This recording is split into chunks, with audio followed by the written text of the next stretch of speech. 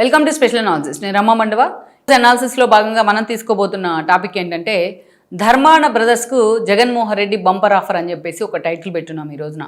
ఎందుకంటే ఇన్ని రోజులుగా పార్టీ అధికారాన్ని కోల్పోయి 11 సీట్లకే పరిమితమైన తర్వాత అసలు ధర్మాన బ్రదర్స్ ఇద్దరు కూడా పార్టీలో ఉన్నారా లేదా అని తెలియని పరిస్థితి ఉంది. ఆ సిచ్యువేషన్ నుంచి ఇప్పుడిప్పుడే ధర్మాన ప్రసాద్ కానీ ఆయన బ్రదర్ అయిన కృష్ణదాస్ కానీ జనం ముందుకు వచ్చే ప్రయత్నం చేస్తూ ఉన్నారు.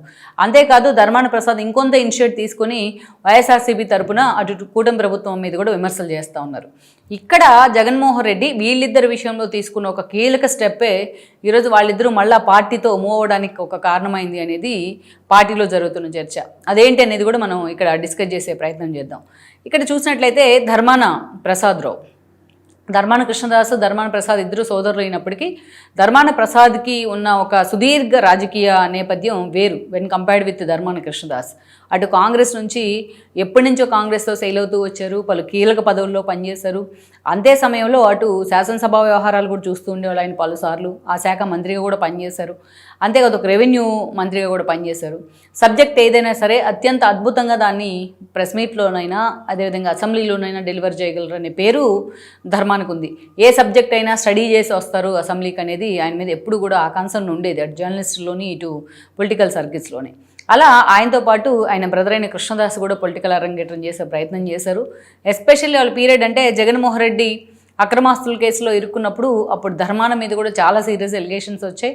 ఒక దశలో ఆయన తన పదవికి కూడా రిజైన్ చేయాల్సిన సందర్భం అయితే వచ్చింది కిరణ్ కుమార్ రెడ్డి ముఖ్యమంత్రిగా ఉన్న సమయంలో. అయితే 2014 ఎన్నికలకు ముందు ఆయన పార్టీలోకి రాలేదు. బట్ కృష్ణదాస్ జగన్మోహన్ రెడ్డితో సెయిల్ అయ్యే ప్రయత్నం చేశారు. కానీ ఇక వాళ్ళ గురించి చెప్పుకోవాలంటే ప్రత్యేకంగా 2019 ఎన్నికలు చెప్పుకోవాలి. 2019 ఎన్నికల్లో అటు నర్సన్నపేట నుంచి ధర్మాన కృష్ణదాసు గెలిచారు, ఇటు శ్రీకాకుళం నుంచి ధర్మాన ప్రసాద్ కూడా గెలవడం జరిగింది. ధర్మాన ప్రసాద్కే మంత్రి పదవి దక్కుతుందని అందరూ అనుకున్నప్పటికీ బట్ జగన్మోహన్ రెడ్డి కృష్ణదాస్కు మంత్రి పదవి ఇచ్చున్నారు. బట్ అయితే 2.5 ఏళ్ల తర్వాత రీషఫుల్ చేసే క్రమంలో కృష్ణదాస్ని పక్కన పెట్టేసి ప్రసాద్కి ఆ మంత్రి పదవి ఇవ్వడం జరిగింది. అప్పటి నుంచి రెవెన్యూ మినిస్టర్గా కూడా ఆయన కొనసాగుతూ వచ్చారు. అయితే ఎన్నోసార్లు పార్టీలో ఉన్న స్వపక్షంలో విపక్షంలాగా మాట్లాడేవాళ్ళు ఆయన. ఒక దశలో సైకిల్కి ఓట్లు గుద్దండి అనేవాళ్ళు.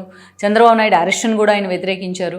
సో అలా అనేక సందర్భాల్లో జగన్మోహన్ రెడ్డి మీద, ఆయన ప్రభుత్వ పాలన మీద తాను భాగస్వామ్యం అయినప్పటికీ మంత్రిగా ఎన్నోసార్లు ఆయన విమర్శలు చేసిన సందర్భాలు ఉన్నాయి, అవుట్ అండ్ రైట్. అలా తన అసంతృప్తిని వెళ్ళగక్కారు ఆయన. అందుకు కారణం ఏంటంటే గత ఎన్నికల సమయంలో తన కొడుక్కి ఏదైతే రామ్మనోహర్ నాయుడికి శ్రీకాకుళం ఎంపీ టికెట్ ఇవ్వాలని ఆయన డిమాండ్ చేశారు. But Jaganmohan Reddy till end వరకు ఆయన డిమాండ్ చేసిన జగన్మోహన్ రెడ్డి మాత్రం అందుకు సస్మేరా అన్నారు. బట్ పూర్తిగా అయితే నేను రాజకీయాల నుంచి తప్పుకుంటాను అని ధర్మాన అన్నప్పటికీ బట్ జగన్మోహన్ రెడ్డి ధర్మాన ప్రసాద్ని కన్విన్స్ చేసి శ్రీకాకుళం నుంచే బరిలో దించేశారు. సో తన కొడుక్కి తాను అడిగిన సమయంలో టికెట్ ఇవ్వలేదన్న అసంతృప్తి ధర్మాన ప్రసాద్కు ఉంది. At the same time Krishnadas కూడా సేమ్. ఎందుకంటే కృష్ణదాస్ కొడుకు పేరు కృష్ణ చైతన్య. ఆయన ఆల్రెడీ జడ్పీటీసీ చేసినట్టున్నారు అక్కడ, ఇఫ్ ఐఎమ్ కరెక్ట్. సో అలాంటి కృష్ణ చైతన్యకు నర్సన్నపేట నుంచి తాను తప్పుకుంటాను, తన కొడుకు టికెట్ ఇవ్వాలని కూడా ఆయన అడగడం జరిగింది. అయినా జగన్మోహన్ రెడ్డి సస్మేరా అన్నారు. సో ఎంత కన్విన్స్ చేసినా జగన్మోహన్ రెడ్డి వినని పరిస్థితుల్లో కృష్ణదాస్ కొడుకు కాకుండా కృష్ణదాసే పోటీ చేశారు. వాళ్ళిద్దరూ కూడా అటు ధర్మాన ప్రసాద్ ఇటు కృష్ణదాస్ కూటమి వేవ్లో ఓడిపోవడం జరిగింది. ఓడిపోయిన తర్వాత తాము జగన్మోహన్ రెడ్డిని ఎంత కన్విన్స్ చేసినా తమ వారసులను ప్రమోట్ చేయాలని చెప్పి ఆయన ఒప్పుకోలేదు. కాబట్టి వాళ్ళిద్దరూ పూర్తిగా రాజకీయ సన్యాసం తీసుకున్నాం అన్న విధంగా బిహేవ్ చేశారు. అసలు తన పార్టీ నుంచి తనకు వచ్చిన పదవులన్నిటికీ కూడా ధర్మాన ప్రసాద్ రాజీనామా చేసి క్వైట్ సైలెంట్ అయిపోయారు వైఎస్ఆర్సీపీలో. అసలు ఆయన వైఎస్ఆర్సీపీలో ఉన్నారా లేదా తెలియని పరిస్థితి. సేమ్ యాజ్ ధర్మాన కృష్ణదాస్ కూడా ఆయన వైఎస్ఆర్సీపీ నుంచి ఎక్కడ తన వాయిస్ కూడా వినిపించకుండా పూర్తిగా సైలెంట్ అయి ఉన్నారు. సో అలాంటి ఒక కీలకమైన కాన్స్టిట్యున్సీలో వైఎస్ఆర్సీపీ భవిష్యత్తు, వైఎస్ఆర్సీపీ వాయిస్ పూర్తిగా నల్లిఫై అయిన పరిస్థితి ఉంది. అందుకే ఇప్పుడు జగన్మోహన్ రెడ్డికి ఇక్కడ ఫోకస్ పెట్టాల్సిన అవసరం ఏర్పడింది. సీరియస్గా 2 కాన్స్టిట్యున్సీల మీద ఫోకస్ పెడతా ఉన్నారు.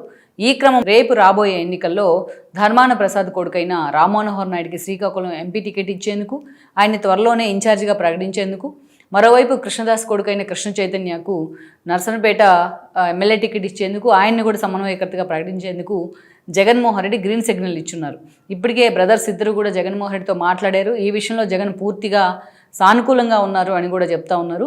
ఆ క్రమంలోనే ఈరోజు ధర్మాన ప్రసాద్ మీడియా ముందుకు వచ్చి కూటమి ప్రభుత్వాన్ని అదే స్థాయిలో విమర్శలు చేస్తూ జగన్మోహన్ రెడ్డి కొంత సానుకూలంగా కూడా వ్యవహరిస్తున్న పరిస్థితి అయితే ఉంది. అంటే అన్నదమ్ములు ఇద్దరు కూడా పూర్తి స్థాయిలో నెక్స్ట్ ఎలక్షన్ నాటికి రాజకీయాల నుంచి తప్పుకున్నట్టే అనుకోవాలి. వాళ్ళు కోరినట్టుగానే వాళ్ళ కొడుకుల్ని జగన్మోహన్ రెడ్డి ప్రమోట్ చేస్తూ ఉన్నారు. లెట్స్ సీ మరి ఈ విషయంలో వాళ్ళిద్దరి వ్యూహం ఎంతవరకు వర్కౌట్ అవుతుందన్నది ఇంకొద్ది రోజుల్లోనే క్లారిటీ వచ్చే అవకాశం ఉంటుంది. ఈ వీడియో మీకు నచ్చినట్లయితే please share, like and subscribe